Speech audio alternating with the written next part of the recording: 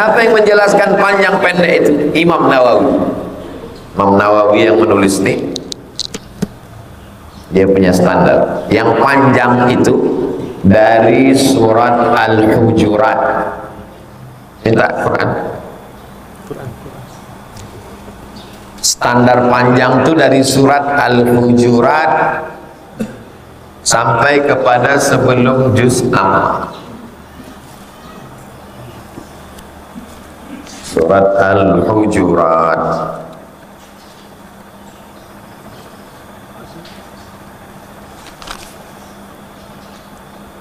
Al-Hujurat halaman 411. Dari surat Al-Hujurat sampai ke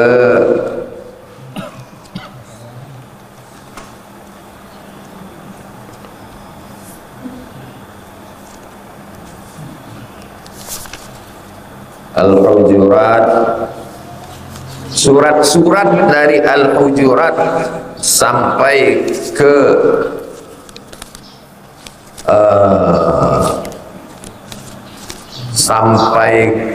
Al-Mursalat. Dari Al-Hujurat ke Mursalat ini disebut dengan Qul, surat-surat panjang. Dari An-Naba amma yatasaalun sampai ke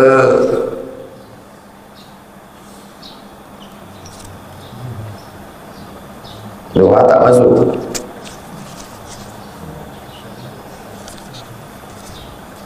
Dari An-Naba sampai ke Asy-Syams wal-laili idza yaghsha, ke Al-Lail itu disebut dengan mutawassit, sedang.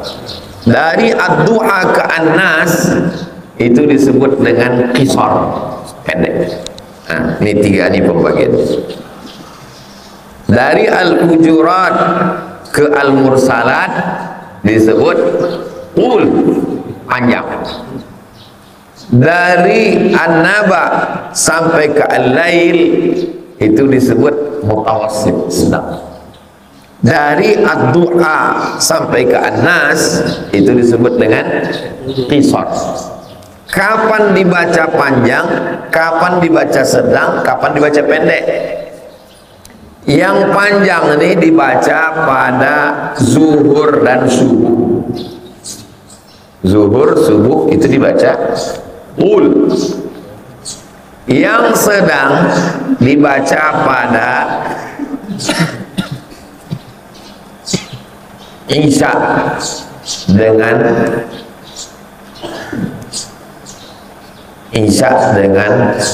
Asar. Yang pendek dibaca pada Maghrib. Jelas? Jadi kalau pas antum mengajar ditanya orang, standar panjang pendek itu mana? Ya perasaan kita aja. Imam Nawawi, ini ijtihad Imam Nawawi. Apa? Lalu kalau imam membaca diambilnya dari Al-Baqarah, Ustaz, di tengah diambilnya.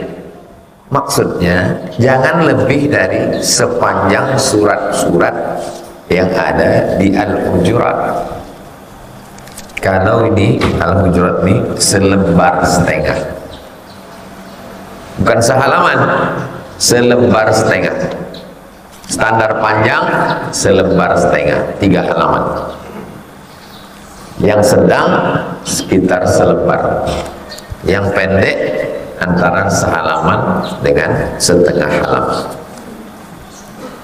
Itu standar ijtihad Imam Nawawi setelah dia membaca banyak beberapa hadis. Cara bacanya kenapa juga pendek tapi bacanya panjang?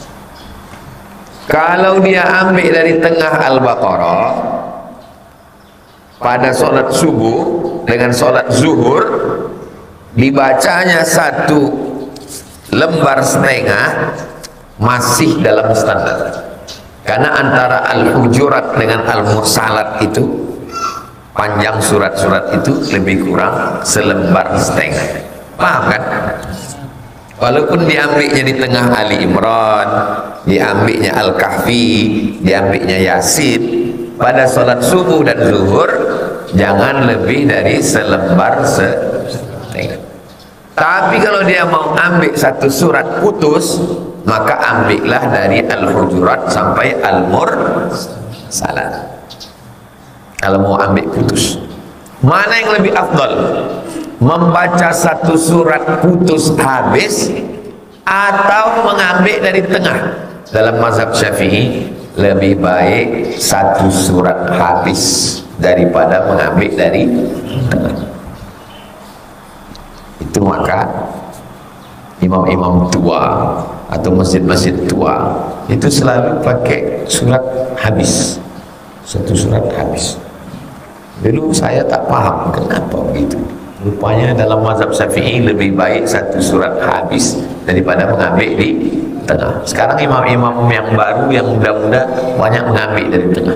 Tidak salah, karena itu ijtihad. Bedakan antara Quran, hadis dengan ijtihad. Ini ijtihad ulama. Wa khutbatuhu qasdan, khutbahnya juga sedang, tak terlalu panjang. Memuji Allah, salawat ke Nabi, ayat, wasiat dalam khutbah, doa, seagak-agak macam itulah. Maka saya kalau khutbah Jumat tidak lebih dari 20 menit, standar saya dari dulu. Ini ada orang hari Jumat khutbah sampai 1 jam. Demikianlah khutbah yang singkat ini. Orang udah gelisah, belum makan, mau masuk kantor. Khutbah 20, gas. Saya kalau khutbah saya gas suara setinggi-tinggi. Karena orang mengantuk, waktu pendek. Maka dulu Ustaz Lukman Sarif, ketua MUI Dumai, membuat bengkel khotib. Saya diundang dengan Prof. Alaidin, bertiga dengan Ustaz Lukman. Kenapa kita buat bengkel khotib? Karena banyak khotib ini rusak, mesti dimasukkan ke bengkel. Orang tak pernah datang pengajian, satu-satunya pengajian yang masuk ke telinganya khutbah Jumat. Khutbah Jumatnya pula slow. Saudara kita di Palestina sedang teraniaya. Orang mendengar betul apa tidak gitu.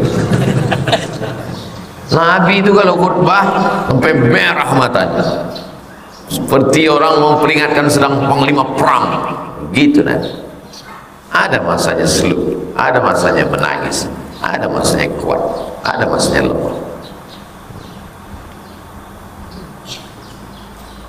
Hadis 149.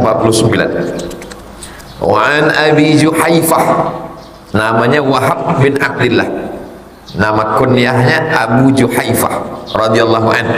Allah, dia berkata, akhon nabiyyu, akhi saudaraku. Akha mempersaudarakan, Nabi mempersaudarakan.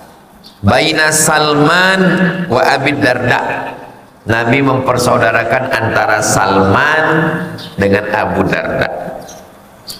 Kenapa Salman dan Abu Darda? Karena Salman bukan orang Arab, Al-Farisi orang Persia, dipersaudarakan dengan Abu Darda yang orang Arab.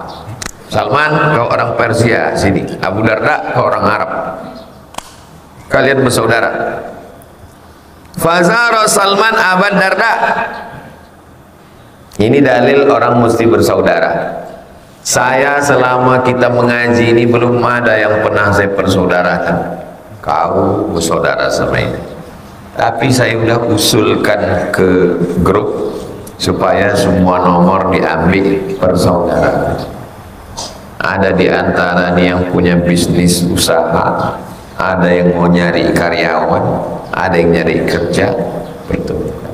Ada yang mau menikahkan anak, ada yang punya usaha catering, pertemukan. Ada yang punya mobil kotor, ada yang door smear. Jangan cuma ngaji aja, ngaji.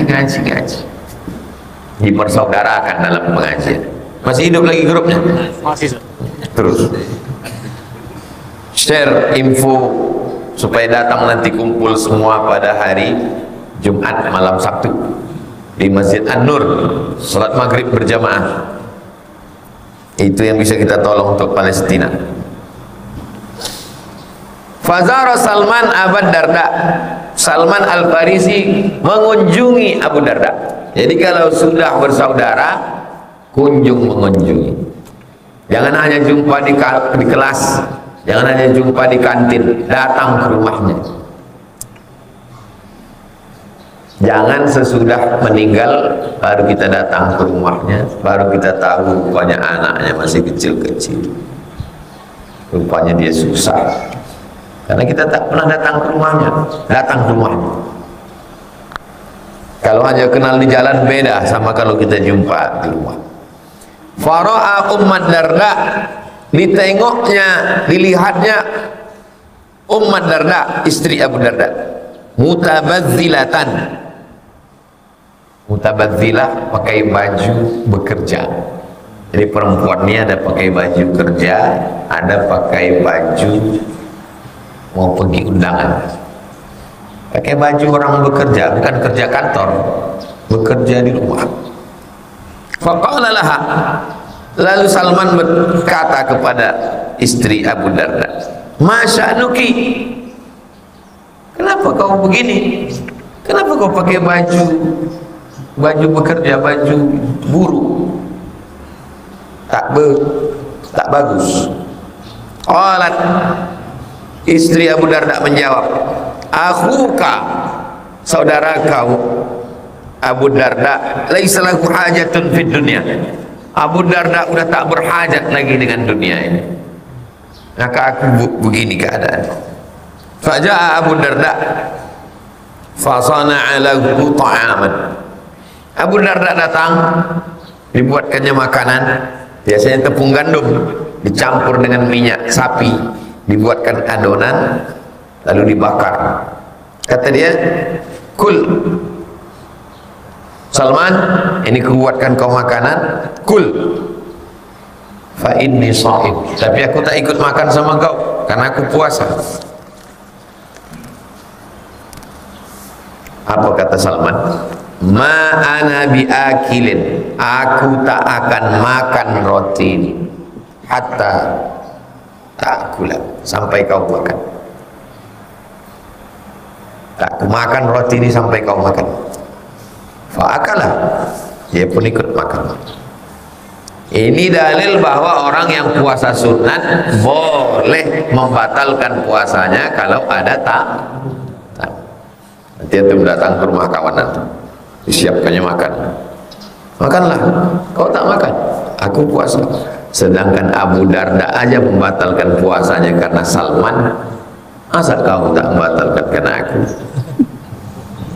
Insya Allah dia makan. Kalau dia tak bisa menjawab, tapi kalau dia bisa menjawab, jawabnya.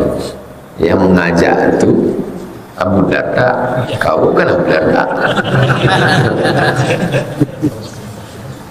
Falamma kana al-lailu,